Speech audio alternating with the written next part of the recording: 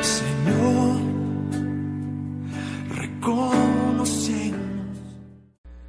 Jueves 19 de octubre. Tercer jueves ya de este mes de octubre, y es un privilegio, hermanos, el poder compartir una vez más el mensaje de la bendita palabra de Dios. El evangelio para hoy está tomado de San Lucas capítulo 11, versículos del 47 al 54. Doy lectura a la palabra de Dios en el nombre del Padre, del Hijo y del Espíritu Santo. Amén. En aquel tiempo Jesús dijo a los fariseos y doctores de la ley: «Ay de ustedes, que les construyen sepulcros a los profetas que los padres de ustedes asesinaron. Con eso dan a entender que están de acuerdo con lo que sus padres hicieron, pues ellos los mataron y ustedes les construyen el sepulcro. Por eso dijo la sabiduría de Dios: yo les mandaré profetas y apóstoles, y los matarán y los perseguirán, para que así se le pida cuentas a esta generación de la sangre de todos los profetas que ha sido derramada desde la creación del mundo, desde la sangre de Abel hasta la de Zacarías, que fue asesinado entre el atrio y el altar. Sí, se lo repito, a esta generación se le pedirán cuentas. Ay de ustedes, doctores de la ley, porque han guardado la llave de la puerta del saber. Ustedes no han entrado y a los que iban a entrar les han cerrado el paso». Luego que Jesús salió de ahí, los escribas y fariseos comenzaron a acosarlo terriblemente con muchas preguntas y a ponerle trampas para ver si podían acusarlo con alguna de sus propias palabras. Hermanos, esta es palabra del Señor. Gloria y honor a ti, Señor Jesús.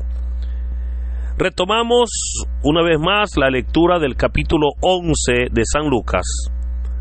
Pues recuerde que el día de ayer hacíamos una pausa por la celebración de la fiesta de San Lucas Evangelista. Pero hoy nuevamente pues retomamos, aunque es importante reconocer que el pasado martes veíamos cómo el Señor Jesús había ido a comer a casa de un fariseo, quien al observar que Jesús a la hora de comer los alimentos no se lavó las manos de acuerdo a la ceremonia de ablución que ellos mismos enseñaban, obviamente se extrañó y eso le llamó la atención. El Señor Jesús utilizó ese momento para echarle en cara su hipocresía, pues, como el mismo Señor Jesús dijo, se preocupaban en su fanatismo religioso de limpiar lo externo, pero no de purificar lo interno. O sea, se preocupaban por lo exterior, pero se olvidaban de su interior. Así hoy entonces continúa la recriminación contra escribas y fariseos. Ahora, es importante, pues ya hemos dicho que los fariseos era un grupo político religioso que se caracterizaba por las exigencias del cumplimiento de la ley de Dios. Ellos exigían el cumplimiento irrestricto de toda la ley de Dios. Es más, hasta habían agregado ciertas cláusulas a la ley para poder así exigir al pueblo su cumplimiento. Ellos lo hacían, pues ellos tenían el control de las sinagogas y de lo que ahí se enseñaba. Entonces ellos se preocupaban por enseñar el cumplimiento de esas normas, de esas leyes. Pero también conjuntamente con los saduceos se disputaban el control del templo. Ahora, no todo era malo con ellos, y debo de decirlo, pues recordemos que a los fariseos se debe a que el Israel del Nuevo Testamento ya no sea idólatra como el Israel del Antiguo Testamento. Cuando nosotros, hermanos, leemos el Antiguo Testamento, nos damos cuenta que Israel adoraba a otros dioses, ¿verdad? Adoraba pues a muchos dioses con quien el pueblo tenía relación, y obviamente eso generaba cierto distanciamiento con nuestro Dios, el Dios de Israel. Pero cuando vemos el Israel del Nuevo Testamento, nos damos cuenta que ahora el Israel del Nuevo Testamento ya no es idólatra, se ha dado ese cambio. Pero claro, nosotros nos preguntamos en qué momento se dio ese cambio. Y ese cambio, hermanos, se dio en lo que se conoce como el período intertestamentario. Este período, que comprende desde el profeta Malaquías, quien fue el último profeta del Antiguo Testamento y que ejerció su ministerio allá por el año 445 a.C., hasta el profeta Juan el Bautista, quien inició su ministerio público, ¿verdad?, aproximadamente entre el año 25, 26 ya de nuestra era. Ahora, ante eso pasaron aproximadamente 470 años. A ese tiempo es el que se le conoce como el período intertestamentario. Y aunque la Biblia no recoge información sobre ese período, sucedieron varios acontecimientos que es muy importante el poder conocerlos. De hecho, yo le puedo exhortar a que, si usted desea leer algunos datos de esa historia, usted puede ir al primer libro de los Macabeos. Ese libro, el primer libro de los Macabeos, nos narra algunos acontecimientos que se dieron. Pero obviamente es ahí donde los fariseos lograron que Israel dejara la idolatría. Ahora, hemos dicho también que los escribas eran los encargados de hacer las copias de las escrituras, y por lo tanto eran los que la conocían. O sea, ellos eran los conocedores de la Sagrada Escritura. Esto, por supuesto, les daba mucha influencia en el pueblo y mucho poder, pues ellos conocían, ¿verdad? Y bien decimos nosotros que el conocimiento es poder. Hoy entonces el Señor se está dirigiendo a ellos, y veamos que en el texto que hoy hemos leído se nos presentan dos ayes. El primero les dice: ay de ustedes, escribas y fariseos, que les construyen sepulcros a los profetas que los padres de ustedes asesinaron. El segundo es también cuando les dice: ay de ustedes, doctores de la ley, porque han guardado la llave de la puerta del saber. Ustedes no han entrado, y a los que iban a entrar les han cerrado el paso. En el Evangelio de Mateo es interesante cómo los ayes están en el capítulo 23, pero también es acá en el Evangelio de San Lucas, donde están en el capítulo 11. Pero podemos nosotros preguntarnos, ¿qué es un ay? Un ay, hermanos, es una expresión de dolor, obviamente por consecuencia de una acción de pecado. De hecho, es lo opuesto a una bienaventuranza, es lo opuesto a una bendición.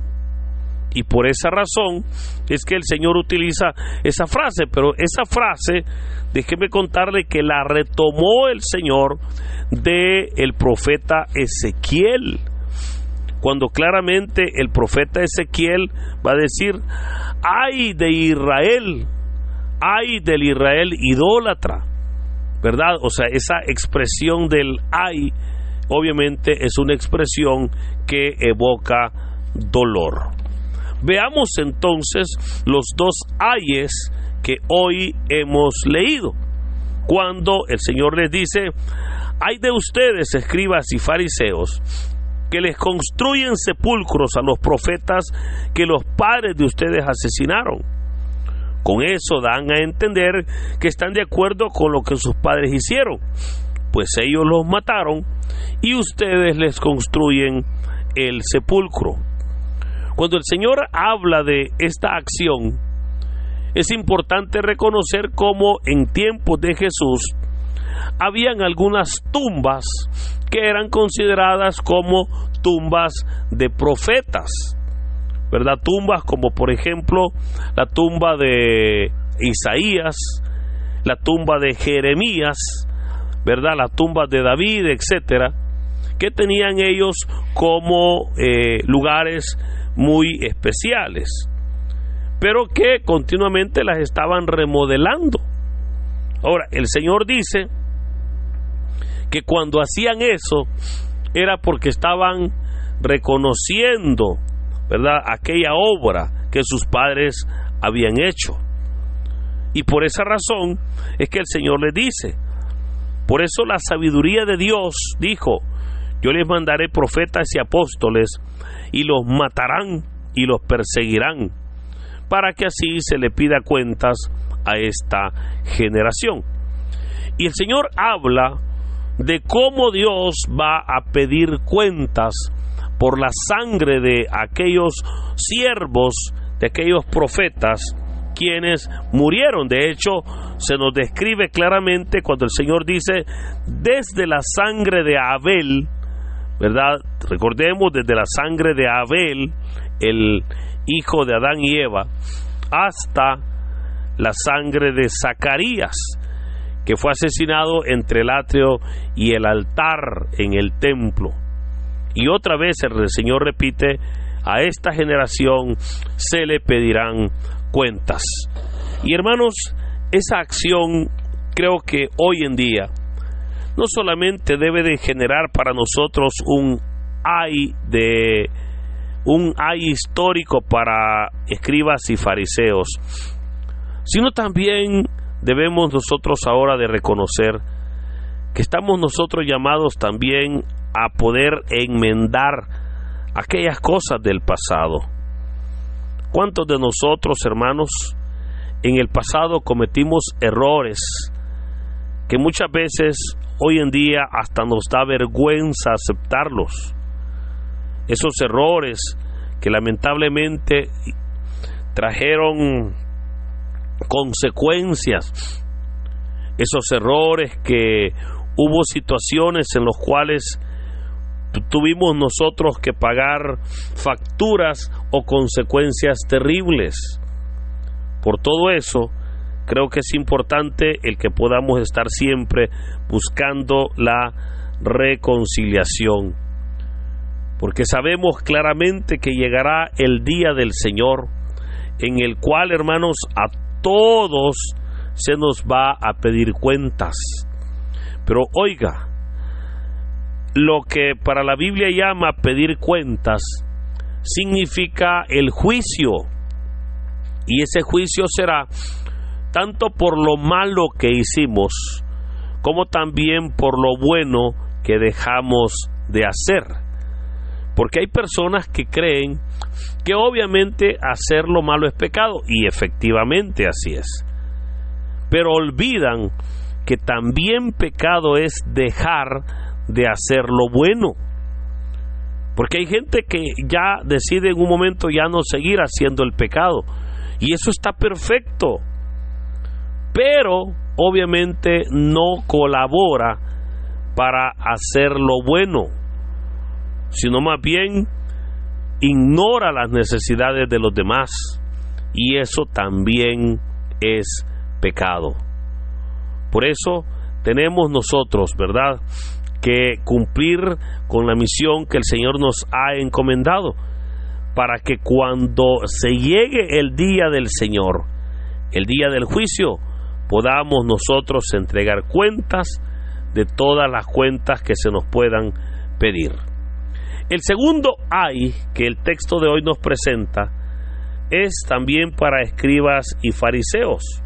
Y les dice el Señor: ay de ustedes, escribas y fariseos, porque han guardado la llave de la puerta del saber.